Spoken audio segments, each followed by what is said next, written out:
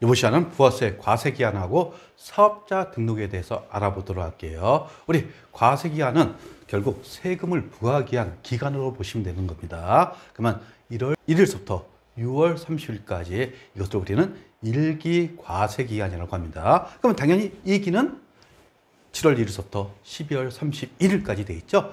따라서 부가세 과세기한은 원칙적으로 2기로 구성되어 있어요. 다만 예외적으로 간이가세자는 1년 단위로 과세기간이 있다는 거 참고적으로 보시면 되겠죠.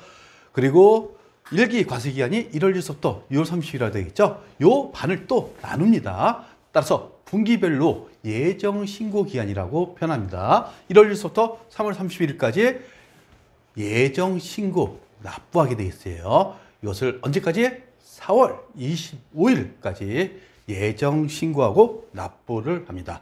이것은 법인 사업자만 대상이에요.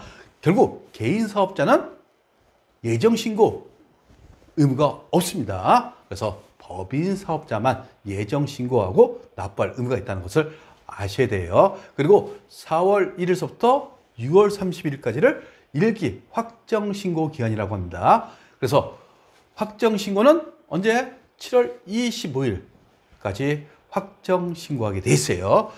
다만 개인은 확정신고만 하게 돼 있어요. 결국 개인은 1월 1일부터 6월 30일까지 일기 확정신고만 하시면 되는 겁니다. 그리고 과세기간 보시면 이렇게 돼 있죠. 종료일로부터 25일 이내 신고 납부. 결국 예정신고기간은 3월 말일이죠. 그러니까 말일로부터 25일이니까 4월 25일까지 신고 납부하게 돼 있다는 거. 그리고 확정신고는 언제입니까? 종료일이 6월 30일이죠. 그러니까 7월 25일까지 신고 납부하는 겁니다. 그리고 중요한 것은 폐업시. 그러면 폐업일이 아니라 폐업일이 속하는 달의 말일. 만약 4월 15일 날 폐업했어요. 그러면 4월 말까지 가고 그 날부터 25일, 그러니까 5월 25일까지 신고 납부하게 된다는 거 이렇게 아시면 되겠어요. 그러면 일반 사업자는 1기, 2기로 나눈다고 그랬죠. 그리고 간이가세자는 이 전체에 대해서 1기뿐이 없습니다. 따라서 1월 1일부터 12월 30일까지 간이가세자는 1기뿐이 없다는 거. 그리고 신규 사업자, 즉 신규로 사업을 시작했어요. 그러면 사업 개시일이 있겠죠.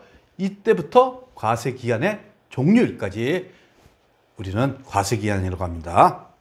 그리고 신규 사업하기 전에 사업 개시 전에 사업자 등록을 할 수가 있어요. 이럴 경우에 등록일 또는 등록 신청일로부터 과세기간 종료일이 되는 겁니다. 그리고 거기에 제가 적어놨지만 사업 개시일 있죠. 거기 보시면 제조업은 재화의 제조를 개시한 날, 그리고 기타는 재화 또는 용유의 공급을 개시한 날 이렇게 됐어요. 그래서 사업 개시일의 개념을 아시면 되고, 개시 전에 등록할 수도 있다는 것. 이것은 왜 그러냐면 사업장을 투자를 했어요. 그러면 거기에 투자 금액에 대해서 부가가치세를 부담한 게 있어요. 이것을 매입세액이죠. 매입세액을 돌려받기 위해서 먼저 등록할 수 있다는 거 이렇게 참고적으로 생각하시면 되겠어요. 그리고 폐업자는 과세기간 개시일부터 해갖고 폐업일까지죠. 그리고 언제까지 폐업일이 속하는 달에 말일로부터 25일 내에 신고 납부하게 돼 있다는 거. 만약 폐업 신고일 그러면 틀린 표현이 되는 겁니다. 그래서 폐업일까지가 과세기간이 된다는 거. 그리고 예정 신고기간이 있다고 그랬죠. 그래서 예정 신고기간이 종료되는 날부터 25일 내에 신고 납부한다. 일반 사업자는 1기는 1월 1일부터 3월 30일까지, 2기는 7월 1일부터 9월 30일까지 이렇게 돼 있어요. 그리고 법인에 대해서만 예정 신고 의무가 있다는 거 알고 계셔야 되겠어요. 그리고 신규 사업자인 경우 똑같습니다. 앞에서 사업 개시일로부터 예정 신고 기간 종료일, 사업 개시 전 등록일인 경우 등록일부터 예정 신고 기간 종료일 똑같습니다. 그리고 사업자 등록, 결국 사업을 시작했으면 납세 의무자가 되는 거죠. 따라서 사업자 등록의 개념 보시면 납세 의무자가 어떻습니까? 내가 무슨 사업을 할 것이고 어떻게 사업을 할 것인지, 그리고 어느 장소에서 할 것인지를 적어내는 겁니다. 그래서 관할 세무서 관서의 대장에 수록하는 것을 우리는 사업자 등록이라고 합니다. 그리고 사업자 등록의 신청, 이것은 반드시 알고 계셔야 돼요. 사업 개시일로부터 며칠 이내? 20일 이내 하게 돼 있다는 거. 이것은 반드시 알고 계셔야 되는 사항입니다. 그리고 사업자 등록을 하고 나서 변경되는 경우가 있죠. 이럴 경우에 변경 신고를 해야 됩니다. 즉 정정 신고 및 그다음에 사업자 등록증을 재교부 받아야겠죠. 그런데 이제 상속하고 증여에 대해서 여러분들이 이제 아셔야 될 게 있어요. 지금 아버지하고 아들이 있어요. 아버지가 이제 100억대 재산을 갖고 있다고 가정합시다. 그러면 이 100억을 아들한테 넘겨주려고 합니다. 만약 아버지가 돌아가셨어요. 이때는 상속이 되는 겁니다. 그래서 이때는 아버지가 사업체를 갖고 있어요. 그러면 아들한테 넘어가죠. 이때는 정정세유가 되는 겁니다. 사업자가 개인 아버지로부터 아들로 가니까. 근데 만약 아버지가 생존한 상태에서 증여를 했어요. 증여라는 것은 무상으로 주는 것을 의미하는 거죠. 이때는 아버지는 살아있기 때문에 아버지는 폐업 신고를 합니다. 그리고 아들은 신규 사업 등록을 해야 된다는 거.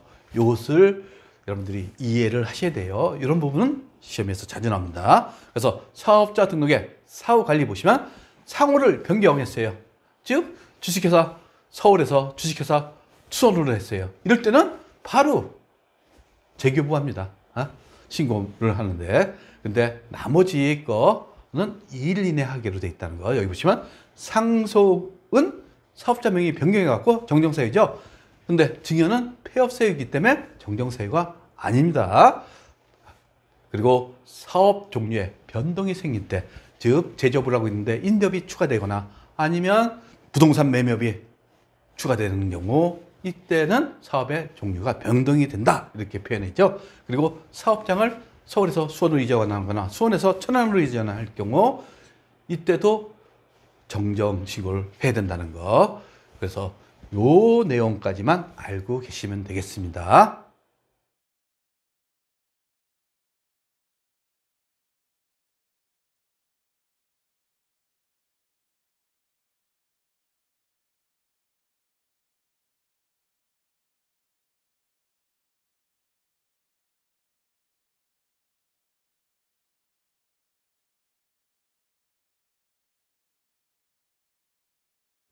구독과 좋아요는 우리에게 큰 힘이 됩니다.